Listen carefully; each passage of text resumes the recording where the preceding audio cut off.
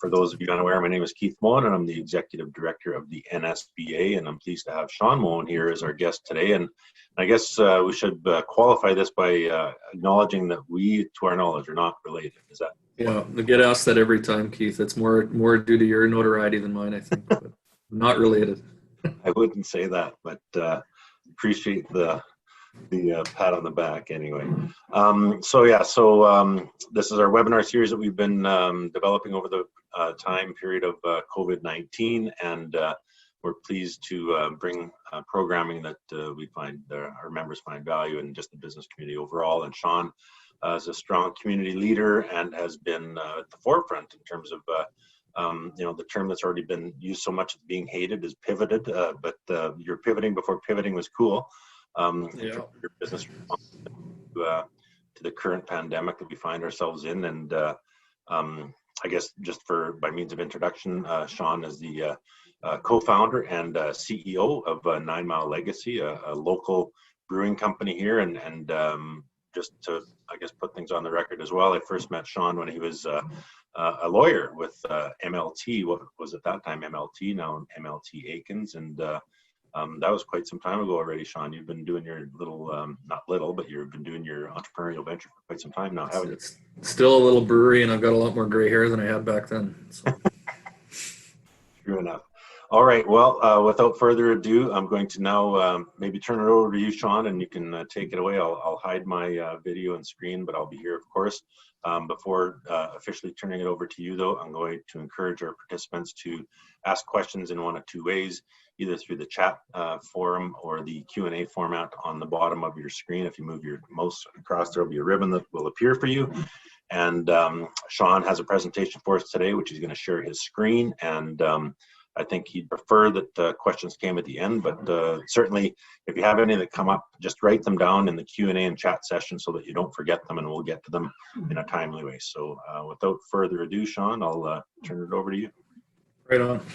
Yeah, thanks everyone for joining me today. I'm just going to share my screen here and get us all speaking the same language. There we go. Hopefully everybody can see that. Pandemic to Pandexit. I was the NSBA asked me to have a chat with you folks about our experience going through COVID-19. And some kind of a lessons learned chat. We're only 2 months into it, but I think that having to navigate a pandemic is not anything that any of us signed up for. But there's similarities, I think, that are applicable when you take a look at other crises and you take a look at just core principles of good leadership and good organizational effort that are hopefully applicable. I'm going to spend a bit of time initially talking about our little brewery and kind of what we've done in the last few years and kind of where we found ourselves in mid-March 2020. And then I'm going to go through kind of my own perspective on leadership principles and kind of draw an analogy to a pretty famous crisis and kind of pull out some lessons from there. So I hope there's some takeaways. I don't intend to take the full time, and I'm quite happy to answer questions, whether they relate to the presentation or our brewing industry or Saskatoon or our food and beverage industry, small business industries. I'll answer them to the best of my knowledge, but I'm certainly happy to have a back and forth kind of at the end of the presentation. So I certainly, I guess, as we get into this, I don't pretend to have any answers here, and I don't think any of us do.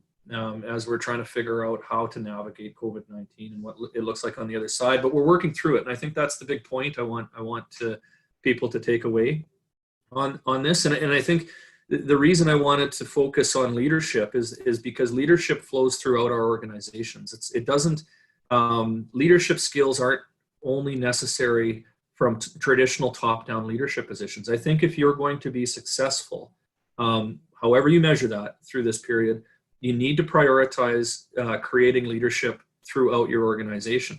And I think that's been something that we've certainly found at Mile Legacy. Is a big part of our success has been watching those seeds of leadership grow. So I want to talk a little bit about that too.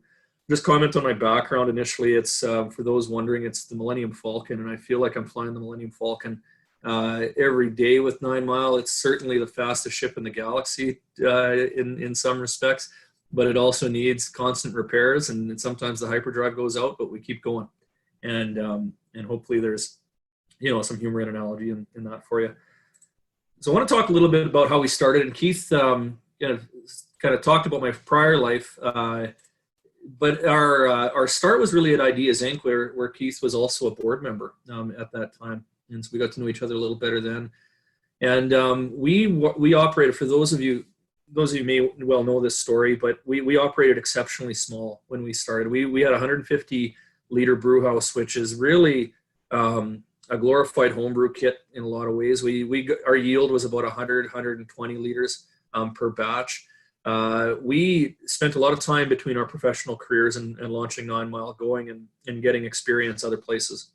And as a result, we came back to Saskatchewan. We didn't have a lot of money. And so we had a great idea. We thought we made great beer, but we didn't have a great deal of capital injection. And those of you in business or in the financial sector will know that the conversations with banks and investors are pretty short and one-sided in those sorts of circumstances. And so we started out very, very small. Where I think that's relevant for here, it's shaped what I like to think of as our nano perspective. So we were considered a nano brewery. We still are. Nano brewery is an industry term that relates to the size of a brewery and your brew cycle output. But I think it means a lot more than that. I think we have nano DNA, which means from the start, because we've not had that much beer, we have been able to choose our relationships very carefully. We have prioritized quality and people. And we know that we can lean up and get through things when that's necessary. And in the last few years, in the early years, certainly everything was very, very lean. In the last few years, when we hit our winter slowdown, it wasn't unusual for Garrett and I to hold our breath on salary and lean up to protect the rest of the organization. And so those lessons, we haven't had to do any of that, fortunately, in COVID yet, but we're not afraid of that. I made a crack when COVID hit to our accountant. I don't know if she found it as funny as I did, but I said, listen, we've been trying to avoid bankruptcy for 5 years. This is nothing new. And so I think a lot of those early lessons kind of just permeated into making us the business that we are today and making us resilient for a disruption event like COVID-19. Our name is related to our family farm. As some of you might know, we're located 9 miles apart down in the southwest. Very much a legacy project. I often say that the 9 miles could be anything, but the legacy is what is really important.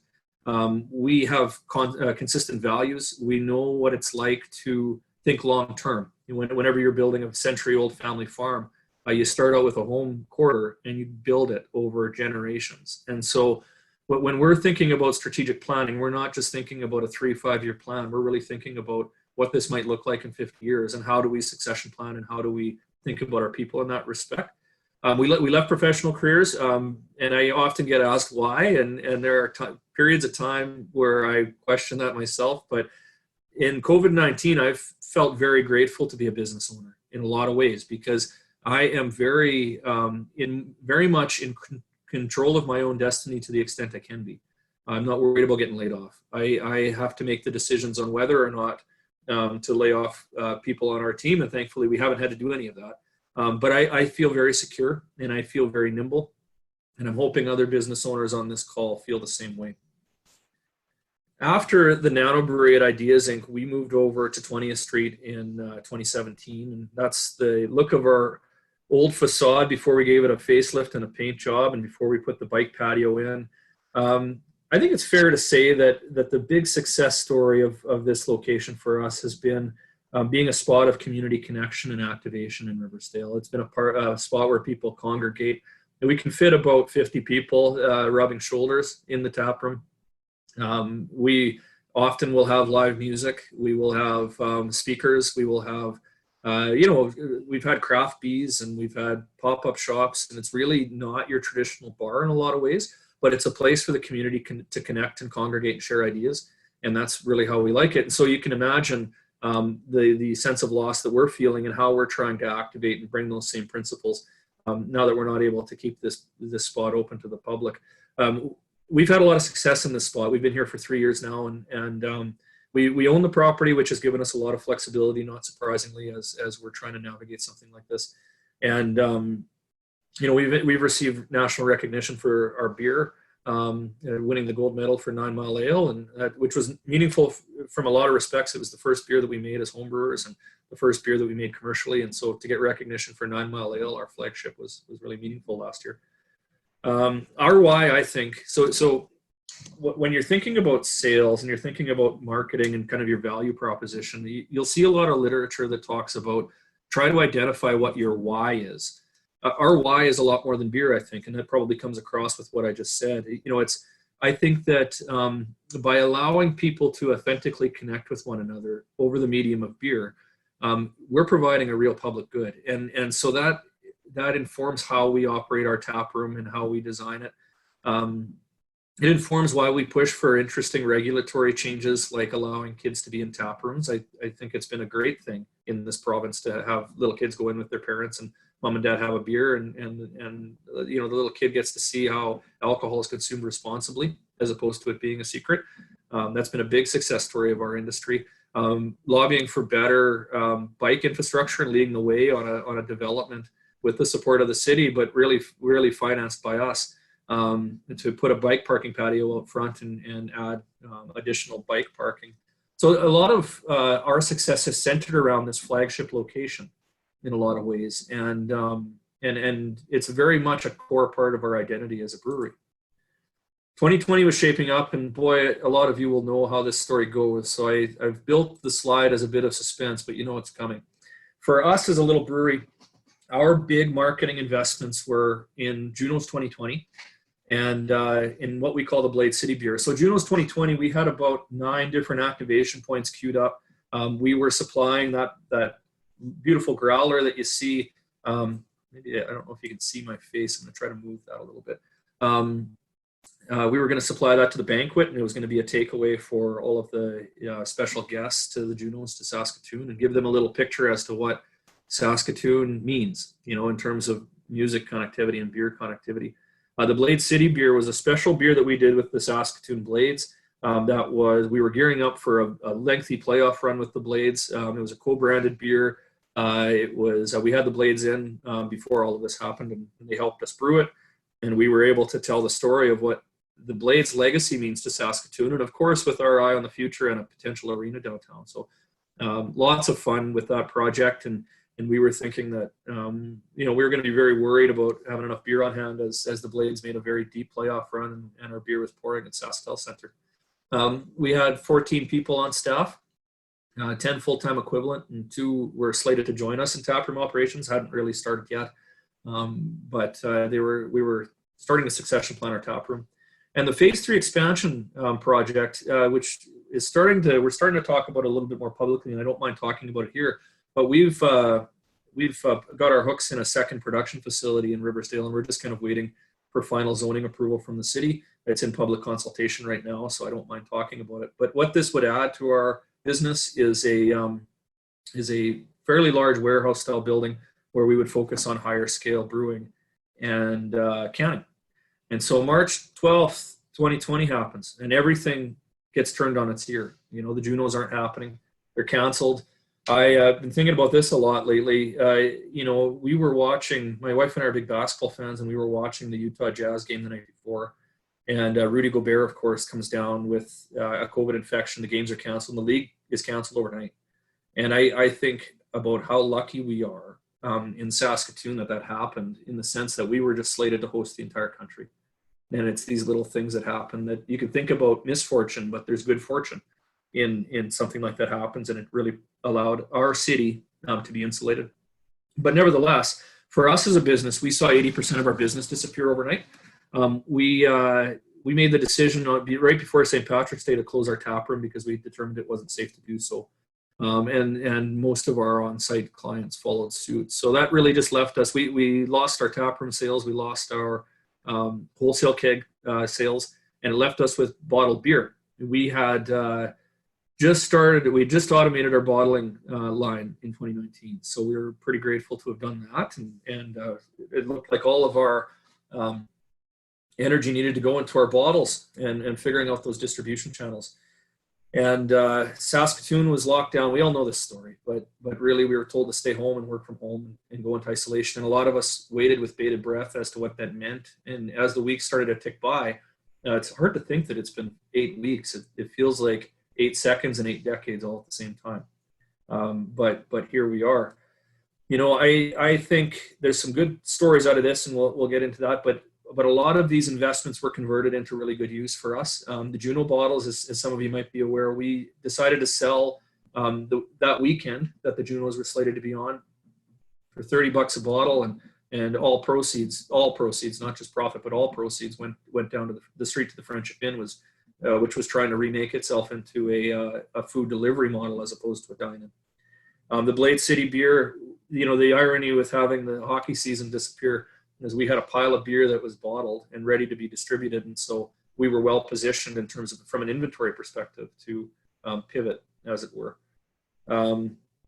You know, I think that March 12th, in a lot of ways, could have been the end of our brewery. And I think that not a lot of people would have faulted us for doing so, including our investors, I expect. I mean, we could have decided to shutter and wait things out. That's not really in our makeup.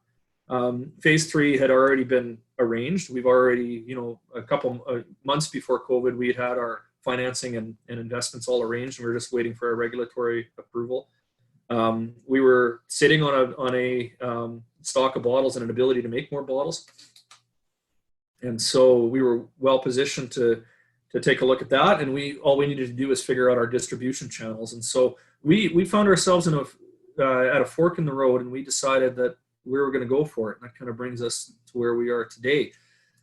I firmly believe that, and maybe this is a grim analogy, but I firmly believe that let's try to hide that. I firmly believe that we understand things through analogy and story.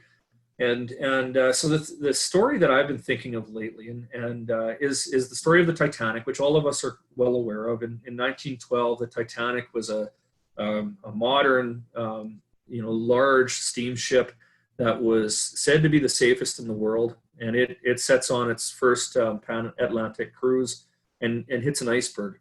And it suffers 70% fatalities of people on board. 1,500 people died in the crash of the Titanic.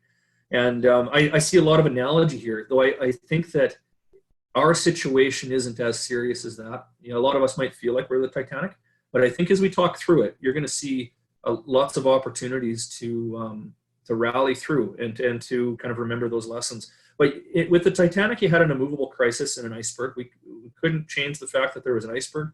We can't change the fact that COVID-19 was coming for us. With the Titanic, there were poor fundamentals for sure in terms of how that crisis came to be. You had flooding compartments that were built. I was a big Titanic nut when I was a kid in high school and early years. And I remember the diagram of the compartments in the hull of the ship that were said to prevent this boat from sinking. There were a bunch of watertight compartments. And the irony, though, is that the compartments, up to 4 of them could fill and the boat would continue to float. But if more than 4, the boat would sink. And the compartments happened so that the water could flow into the next compartment. And sure enough, the compartments in this boat started to make it sink and broke apart, and it completely sunk to the bottom of the ocean. And so I think that's relevant from the perspective of if you're going into what I've noticed in the business community, if you're going into this crisis period with poor fundamentals, with poor construction in terms of how you're designing your business, you might be in a bit of a serious situation here because your compartments might start to fill up. And so it's really, we'll get into kind of how you assess that and how you plan around it. The other aspect from a planning perspective is there was a lot of poor planning with the Titanic. It could hold 2,200 people, but I think it had something like, I might have the number wrong, but certainly more than half of that was lifeboat capacity, or less than half of that was lifeboat capacity. So you have a crisis situation where people are trying to get off a sinking boat and you don't have enough lifeboats. Another analogy for financial planning and financial structures. For me, whenever I'm dealing with a situation, it always comes back to core principles, and that's kind of how I plan. So this kind of shares my core philosophy on leadership that I think has served our team well, and I'm trying to perpetuate throughout our team. So the acronym IDEA: informed, decisive, empathy, accountability. And I threw a Walt Whitman quote up at the start. Henceforth, I ask not for good fortune. I myself am good fortune. And I think that's something that we can all embrace throughout this. There is a lot that we can't control with respect to COVID-19, but there is a lot that we can. And I think we have an obligation to really identify those controllable aspects and figure out how we turn good fortune here. And that's not, I'm not talking about opportunism or taking advantage of people, but I am talking about how to align your organization so that it is resilient and responsive. The big key here is information. And as most of you will feel, I know I feel it, there's a constant onslaught of information, a lot of scary information. And from my perspective as a leader, you need to make sure that you've got the right information coming to you, and you need to make sure that the right information is going out. So making sure that you're speaking in an authentic and honest way and a transparent way with your crew is, and other stakeholders is extremely important right now. But that means garbage in, garbage out, right? You need to make sure that you're getting the right information. So one thing that we were able to do, and this was a lot of what I'm going to talk about with the 9 Mile situation, is we had a lot of good fortune as well. We had a lot of people, circumstances, fundamentals that just allowed us to be resilient. And one of those was our people. So we just kind of, by the nature of what we do, we had a number of casual staff on that were grad students, and primarily taproom staff. And we made the decision early on to make sure that everybody continued to have employment. And that sounds maybe odd when your taproom's closed and you're protecting your taproom. But we took a look around at the skill set of our crew and realized that we were actually very well positioned in industry to start to distill some of this information. So we formed a subset of our OH&S committee called the COVID committee, and it was headed up by a PhD student in evolutionary biology. It had a couple of Masters of Public Health students on it, a microbiologist student, and a law student. And so it was a way for me as a leader to surround myself with people that are much, much smarter than I am, and allowed me to make better decisions and communicate better decisions, whether that was to my team or on social media or to the traditional media or to our investors and other stakeholders. So information, I think, is the first step. You got to figure out a way quickly how to get good information. Once you have good information, you got to make good decisions. And I think the decisiveness is a Venn diagram, probably with all of them, but with empathy for sure, because you need to make empathetic decisions. Your job as a leader right now is to put the structures in place to manage short-term issues. So your short-term crisis points for sure. But you really have to start imagining what your long-term is. And you have to make key decisions along the way that are going to help set up your long-term vision. I find decision fatigue. I'm sure a lot of you find decision fatigue as well in your leadership roles. And what you need to do is you need to start really quickly delegating out decision-making capability so that you avoid fatigue. I don't want to be making decisions about whether John Smith should get, what types of beer, or how we necessarily design our taproom in a safe way. There are smarter people at 9 Mile and better people to be doing that stuff, but I need to be making decisions on where I need to end up in the next, year or two. And so you really need to build insulation, be decisive, make the hard decisions, and set yourself up for long-term success, not just short-term success. Empathy, I think, has been such a critical leadership skill right now, and perhaps is a bit counterintuitive to old school thinkers of leadership and productivity. But we have to accept that everybody in your organization is also going through a pandemic. I mean, it seems like a really intuitive thing to say, but everybody's trying to deal with a great deal of existential dread. And so trying to understand where the personal crisis points are for your respective team members is really critical. I think we've always taken the approach of total person management at 9 Mile, and I use the approach of the campsite principle. When people come into a role at 9 Mile, they may not stay for long, they may stay for short, but I still expect them to leave that position in a better position than they found it. And our value proposition to them is we will try to leave them in a better position than they came to 9 Mile. And I think we've had some successes with that over the years. But right now, it's ever more important to really think about the total person.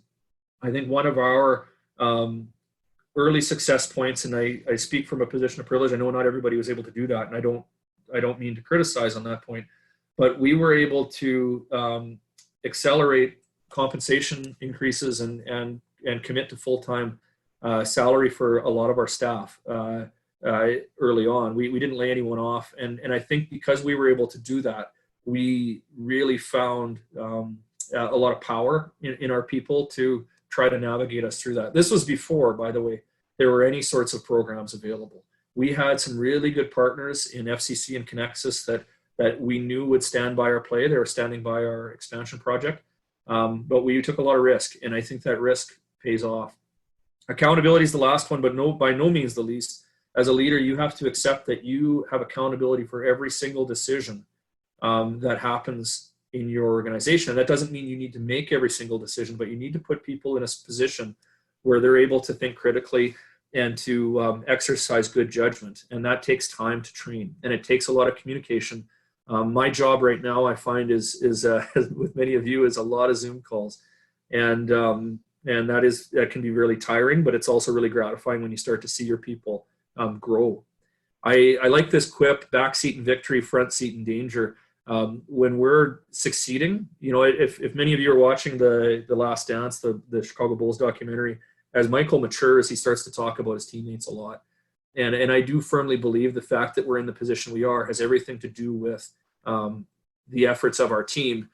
Had we allowed the ship to crash, that's on me. So the first step in the Titanic story, is watching out for the iceberg. You hit the iceberg, and there's a pile of initial crisis, danger, panic. We all experienced that in the middle of March. You better find out pretty quick what kind of boat you're driving at that point. You need to do a very honest and critical assessment of where your weaknesses are, where your strengths and opportunities are, and what sort of external threats may exist. Though the beauty of COVID, I think, is that everybody's going through it. And so COVID is the external threat. There's not a lot of external competitive threats that we would ordinarily see in business. But your initial task has to be to tackle short-term crisis points, looking at cash flow and safety issues, communication strategies, the emotional well-being of your crew, where your supply chains are, how they've changed. If you can't avoid the iceberg, of course, none of us could really avoid this iceberg unless our industry was so insulated from a disruption like this. Then you need to quickly figure out how to get people off, either turn the boat, repair it, or get people off the boat and get them working in a different way. And you got to figure out where your skills are. It's much more about skills than roles right now, I think, and trying to figure out how your people can keep contributing. And this is a bit of Stoic philosophy here, but indulge me. You have to assess what you can control and what you cannot control. You can't change the fact that there's an iceberg. You can't change the fact as to who's responsible for the iceberg or why it was in the path or who failed to see it. You hit the iceberg. So you have to now assess what you can control and how you move forward. You also need to, at this point, there's a pile of adrenaline flying, and you need to assess if you can build another survival kit. And that was a big thing that we did early on. So it was about March 20th.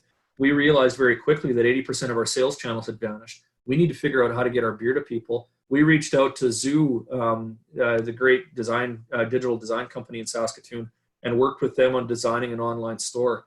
I mentioned early on about our tap room and how a big feature of our tap room was the welcoming and connective atmosphere. And we wanted to invest in an online option. There was a lot of online options out there, but we wanted to make sure the 9 Mile experience continued to get to people because we see that as our real why proposition.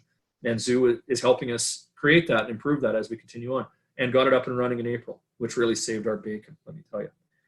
I think it's also important at this point to not overreact on crisis points. So a good example early on that I will point to is growler fills. In March, as everything started changing, a lot of breweries were reacting, and a lot of breweries made the decision early on to discontinue growler fills.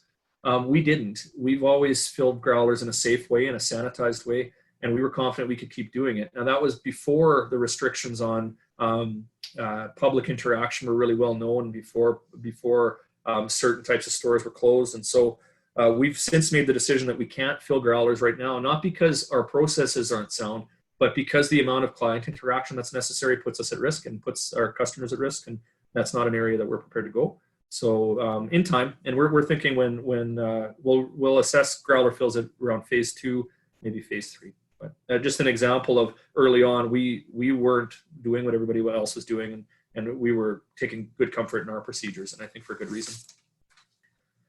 Okay, you've hit the iceberg. Everybody into the lifeboat and row your boat. You have to figure out right now how to move everybody in unison.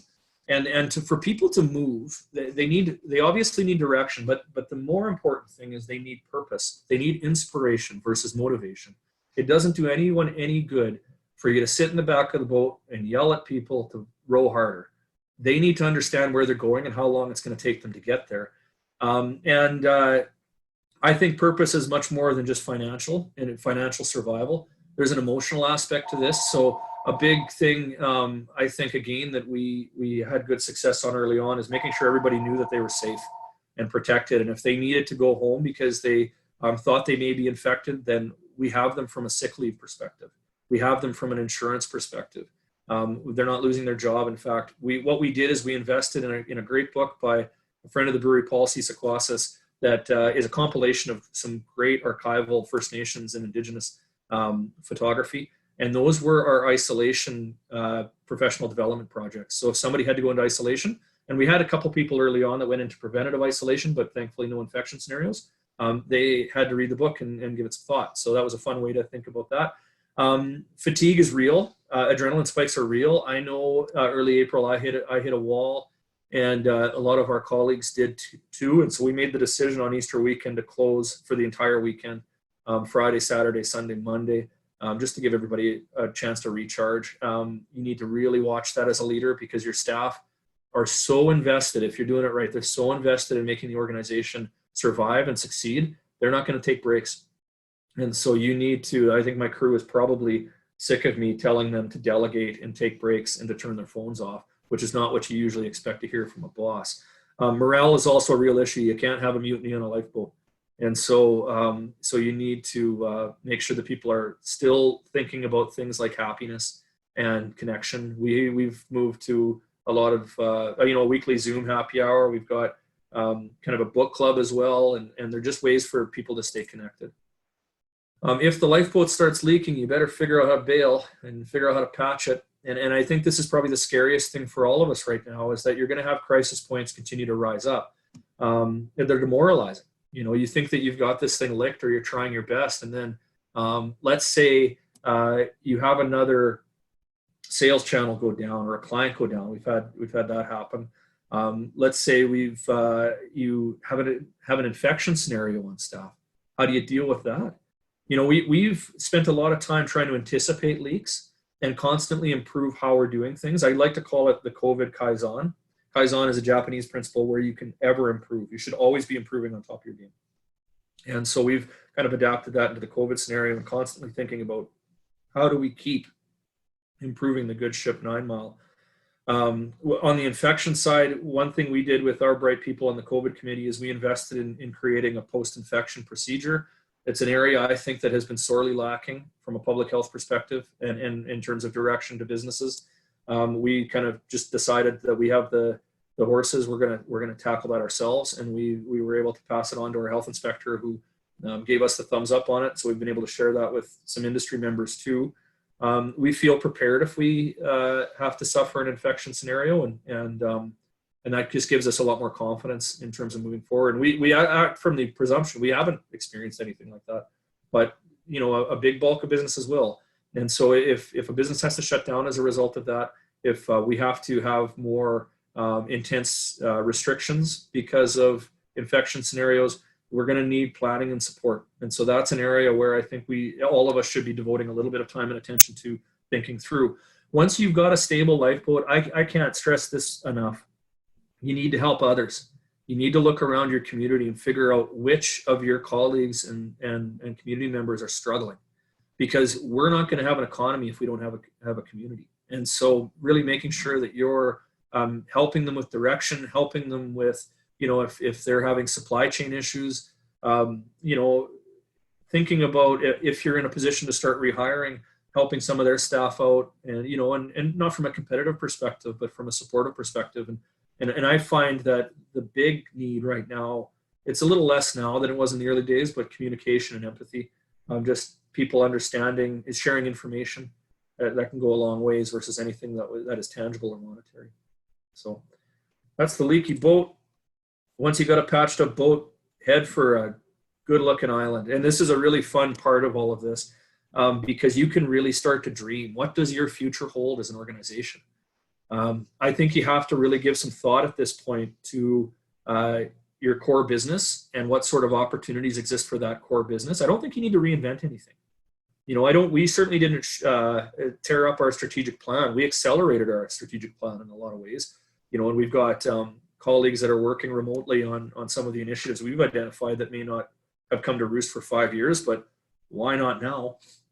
I think of this as the Great Disruption. We talk a lot about the Great Depression in Saskatchewan.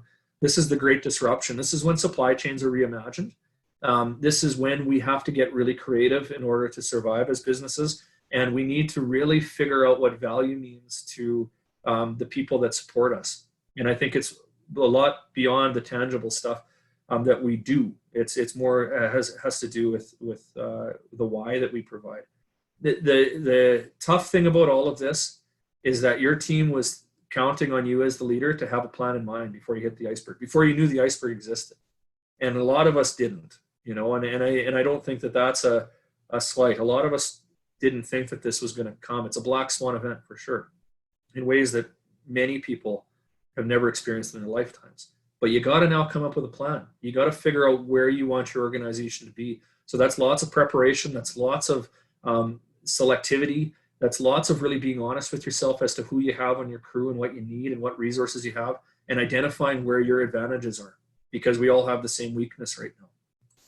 So where are we today? Well, early on with COVID, we started to talk about 3 guiding principles and how we were going to navigate it. One was that we have an obligation in our community to continue to bring the value that we have in the past. And so that's not just beer. It is great beer, but it's also connection. It's also camaraderie, information, being able to support other members of our community. And if we can do that, we have to figure out a way to do that. Guiding principle 2, you can't do any of that without safety. And so safety, it's kind of interesting that it's the second, but it's really the big qualifier number 1. Figure out how to bring what you do to people, but do it safely. And 3, constantly reflect and revise as to how we're doing that. And your procedures will change and your delivery model will change. I'm proud that we've been able to keep all of our staff employed. We've actually bumped up our hours from 10 full-time equivalent to 13 full-time equivalent. Phase 3 is proceeding. We're just waiting for that final city approval, but we see no reason to go back on that. We see lots of opportunity in the craft beer sector, and the pieces were in place beforehand. So let's go. We've moved our revenue up from 20% to 60%, all largely, pretty well solely on online sales and home deliveries. We can't thank the people of Saskatchewan enough for getting behind a strange way to order beer, but I also don't think that's a genie that goes back in the bottle when all of this is done. We will continue to deliver at home, and we'll continue to find our customers where they are. I think the biggest change that we've undertaken as an organization has been with our management structure. We've got a pretty involved org chart, as many of us do, but we've seen a lot of flattening with that from a responsibility perspective. We've haven't had the luxury of moving slowly and bringing people along, so it's really about providing clear direction, providing lots of support, and trusting that you have recruited well and that people will make good decisions, and making yourself available as a leader, as both a direct report and a mentor. If you are able to do all of that, the beauty that you have is you end up having a joint ownership of outcome with your crew members. Everybody's invested in making this thing work. And it's certainly something that is really unstoppable in a lot of ways. So that's essentially it. I get asked the question all the time, how are you doing? Are you guys making out okay? And boys, if there's a more loaded question, I don't know it.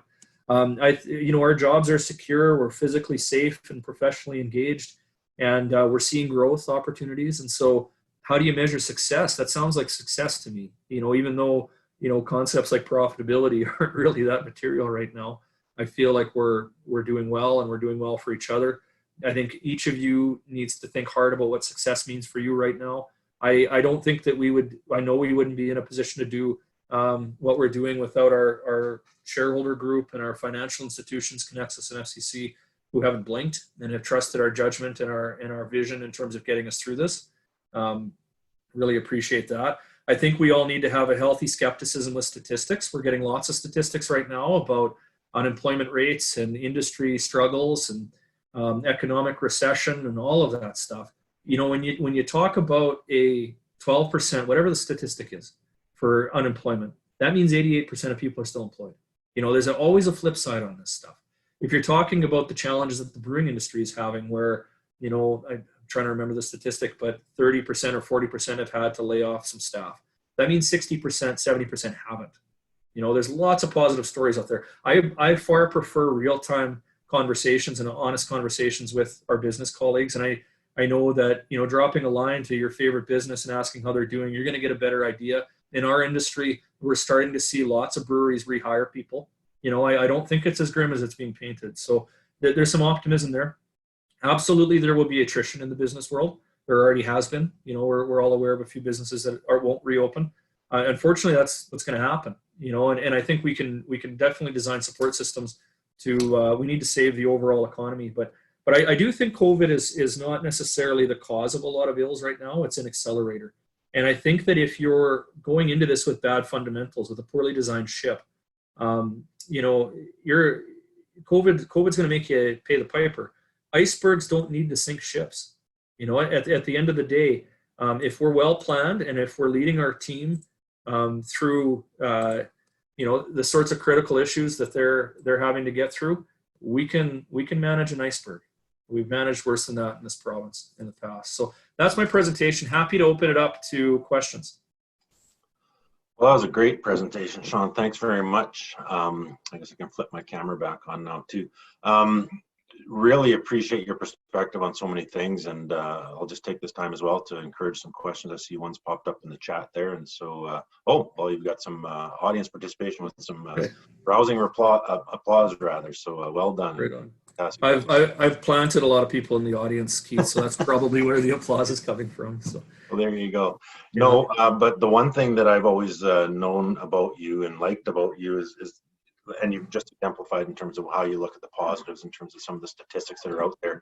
But I was wondering if you would maybe go back to your early days and tell people, I remember distinctly the conversation that you and I were having. As you mentioned, I was on the board at Ideas Inc. at the time, and you were a fledgling company, and you were talking about, the craft brewing market capture here in Saskatchewan versus British Columbia, for instance, and how you saw the opportunity, whereas people such as myself, and I tend to try and think of myself as a glass half full person, but nonetheless, I was one of those thinking in the back of my mind, man, you're leaving a law career for this opportunity, and wishing you well, of course, but not certain if you were going to be here 5 years later, and here you are 5 years later, showing. Yeah, still kicking. You're not the only one to have thought that, Keith. I can tell you that.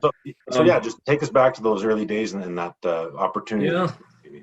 When we got going, I think the Saskatchewan market capitalization for craft beer versus total volume sold was about, it must have been about 2.5% at that point.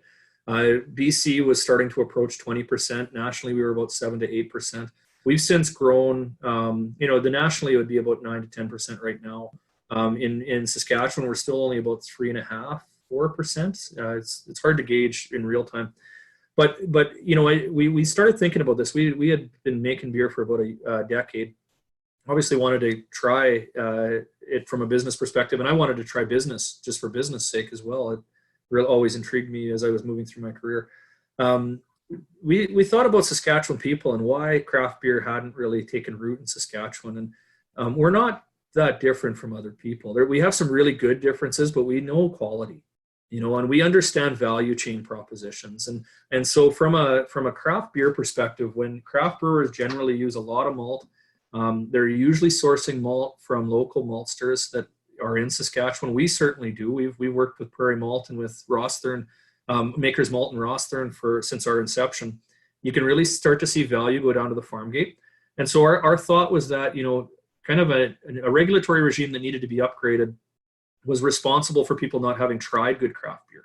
You had old, stale-dated craft beer from other parts of the country, and tank sizes had restricted the growth of the industry. And so your craft beer industry right now is just starting to get its feet under it and starting to grow. There's a bit in the news yesterday about certain reforms that could help the industry.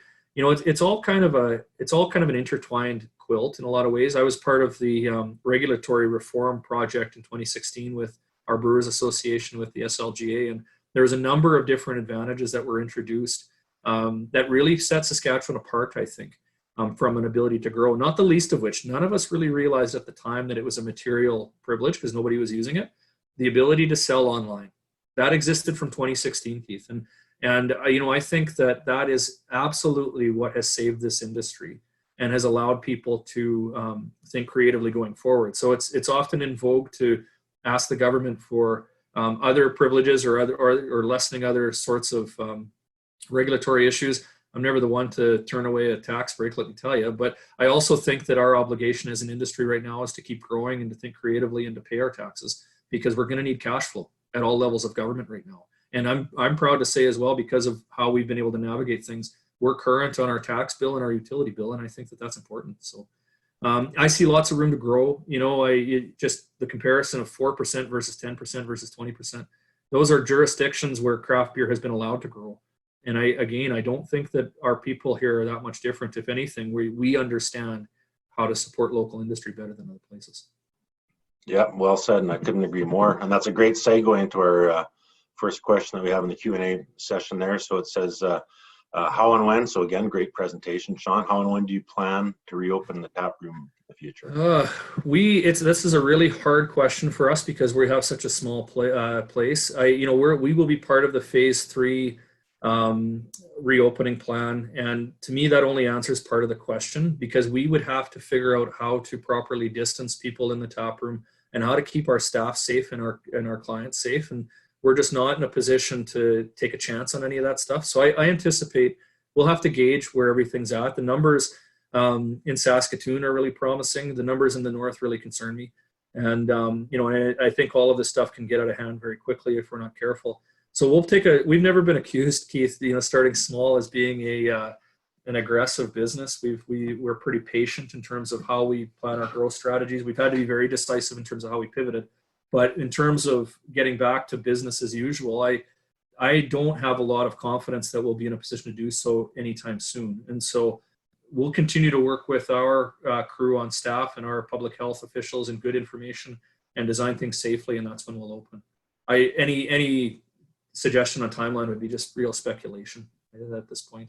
But we're happy home delivering, and we're happy that people are taking it up. And I mentioned on Twitter the other day, I think that there's actually a really positive public policy development from all of this. I bet you impaired driving is way down. I think you're probably right about that. So, we've had another question come up in the chat area, Shawn. It says, again, kudos to the presentation. And they're asking, what impacts, if any, have you had in your supply chains, and how have you adapted, and what have you done to protect for the future? We've had a couple of interruptions. I'm thankful that we haven't had very many. We made a decision. I was actually thinking last year we were going to see a massive oil crisis and trade disputes.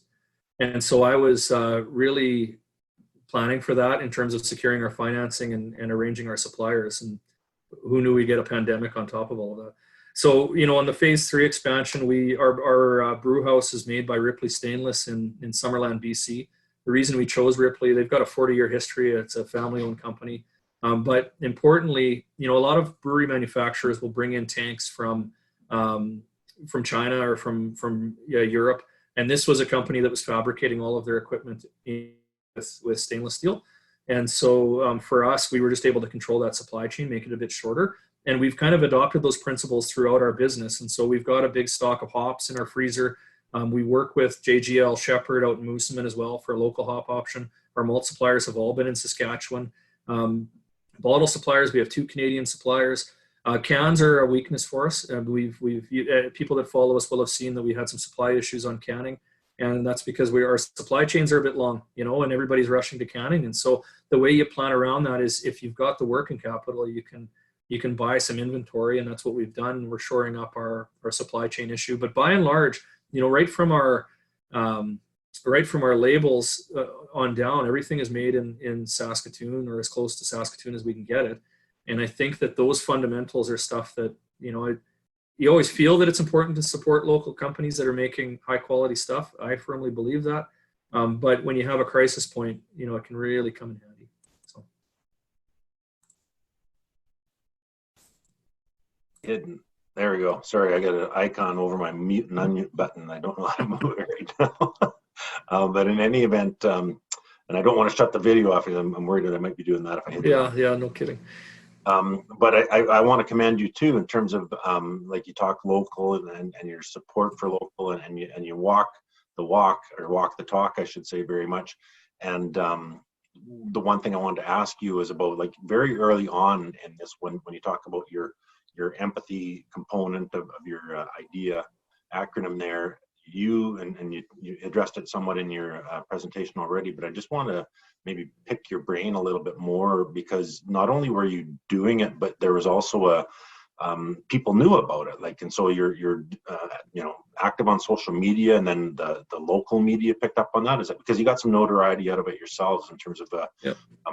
Again, it's not opportunistic, but it's just good. You're talking about the Friendship Inn initiative Absolutely. early on, yeah. So how did you come about that decision making process? And It was all fairly fast, but I remember the night before we made the decision. So we'd had all of this. We'd already packaged all of the beer. We were waiting for the banquet, and we had boxes of this beer that were sitting there. And it was a circumstance where it was a marketing expense for us. We were sponsoring the event, and so I really felt lousy about selling the beer, even though we were going into a really uncertain period, but making some money off an event that was canceled and that a lot of people were really tragically affected by. So we didn't really know what to do with the beer, Keith, and at some point we had to figure out something to do with it. And we toyed with using it as a goodwill gesture to people that were having a tough time, and kind of looking out for our clients and stakeholders and that sort of thing. But the night before we made that decision, it was social media. I mean, I encourage people to just keep an eye on people in their community, but the Friendship Inn had posted that they are in real trouble because they're trying to figure out how to send takeaway meals. And so we jumped on it. And, we threw up a post the next day and said, this is what we're doing. We felt that, $3,000 wasn't a lot of money in the grand scheme of things, but if we could lead the way, maybe we could challenge other organizations to really get behind the Friendship Inn. And we've actually developed somewhat of a relationship with them after that. We've worked more with the food bank, and, you got limited capacity to work with all community members and nonprofits, but really been interested to get to know them over there, and kind of been a sounding board for solving logistical challenges. And I think they're adapting, and they're doing well. And I think that's a broader lesson in a lot of ways, that, if we can lend a hand to each other, then all of us will figure it out. But sometimes you just need that little boost. And I think I was really proud that gave them a bit of a boost. I'm always a little bit embarrassed of the press that we get from it, from stuff like that. I grew up watching, Coach's Corner, and Don would always talk about, he talk about a lot of stuff, obviously, but he wouldn't ever really talk about the philanthropic stuff he did, because he said that's not why you do it. And I actually believe that fully. We do a lot of philanthropic stuff over the years, and don't always talk about it. But with this one, I was glad to get a little bit of attention, because it shone the light on a bigger issue. And I think a lot of businesses supported not only the Friendship Inn, but started to look around their community and figuring out how to make a resilient community. And so I welcomed that sort of attention, Keith. And sure, from a non-altruistic perspective, it was nice to position our business in a spot like that, but that wasn't part of the lens that we were thinking about it through. For sure. Great. I see another question's come up. We've got a couple, so maybe we'll go to this one first. It says, how are you finding the permitting and regulatory processes for both your new development and current operations during this pandemic? And further to that, the person said they've heard that the city and province are still open for business, with quotes, but they're curious as to how efficient things actually are. Yeah, I don't think anything's terribly efficient right now, and I don't say that pointed at the city. I think that life is not very efficient, and I think there's lots of beauty in that. I've been home for bedtime, for the last eight weeks, and that's pretty great. Whereas I'd be worried about my tap room or having social events or corporate events and that sort of thing. So everything's inefficient. Start from that lens. I will say this about the city. We had our zoning application was complex. There was an aspect that was amending the bylaw proper to allow for microbreweries in certain areas like light industrial. And it's just a matter of, it's a zoning evolutionary thing, not anything too controversial. But until we had that happen, we couldn't make our zoning application. And so this was proceeding to City Council March 26th is when it was scheduled to proceed to City Council, full-blown public hearing. Well, we know what happened before that. And I will say this to City Council and to the city managers. They found a way to do a public hearing that was inclusive and responsive and responsible to our community. You still need to get public input, but you also still need to have zoning approvals because economic development is super important. Mm-hmm. And so they got it across the line at the end of March. And so there's always challenges, I think, when traditional systems are disrupted because you have to recreate them. And our zoning approval has taken a bit longer than I'd like, but I'm an impatient business owner and they're trying to figure out a much broader based way of doing regulatory approvals, and they're working. The building permit, as far as I can tell, is working. People will have perspectives on that, but we're shifting to online building permit submissions and monitoring zoning discretionary use approval applications. And I think it's working reasonably well, and you just need to give everybody a little bit of rope at a time like this. I think people are working urgently, is in my perspective. Yeah, for sure. Well, maybe get to our last question. I see we're just about upon our 1 hour window, and just want to thank you at this time, Shawn, but before getting along with the official thank you, just the question says, what existing management team structures, rhythms, and disciplines have you or did you have in place prior to COVID-19 that helped you through this period?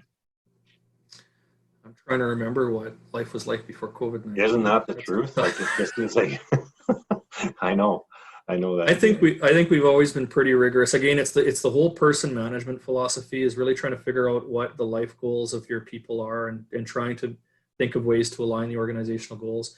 Goals is the key word. And so we spend a lot of time goal setting at the start of years and checking in periodically as to how those are progressing, and not only from an organizational perspective, but from an individual perspective. And I think it was what that level of rigor created really authentic and honest and safe communication channels. Mm-hmm. And so when all of a sudden your team has to march into war together, communication is the key. I remember playing volleyball in high school, Keith, and when the other side would go on a run, it's because we're not talking on our side of the net, right? You have to talk it up.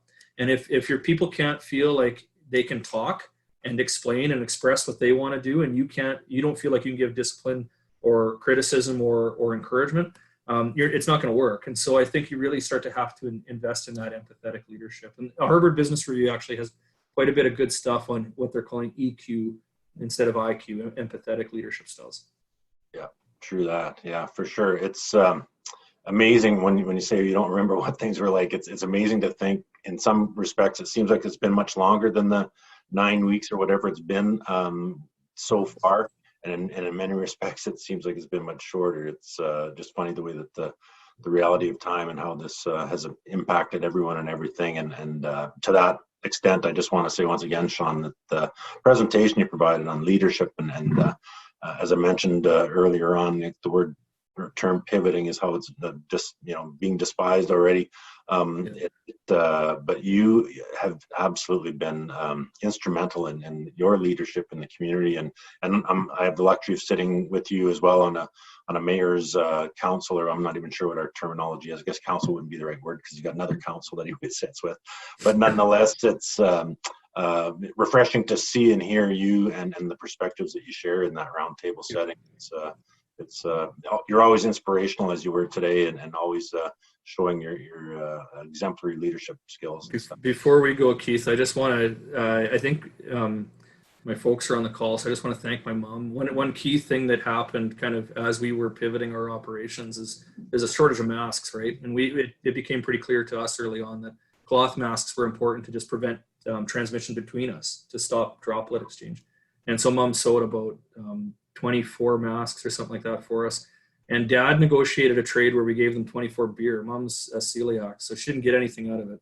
But Dad made out with a bunch of beer. So thanks, everybody. Really appreciate everybody tuning in.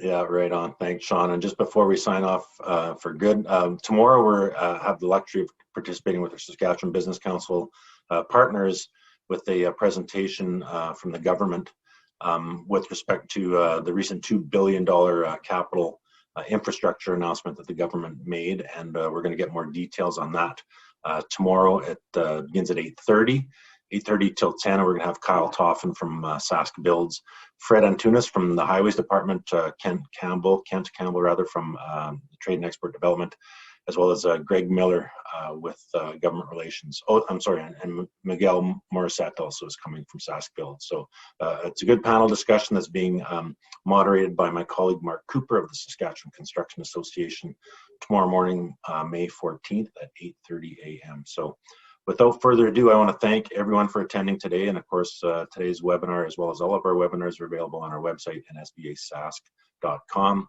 And I know that this one will get a lot of uptake down the road. So thanks again, Shawn, and have a wonderful day. And yeah, absolutely. We'll stay safe and be well. All right. I think you're muted. Did you want to finish with a closing comment? No, I'm good. Just have a great day, everybody. And thanks, Keith, for all the work you're doing on the NSBA. Right on. You're welcome. Thank you. Bye-bye.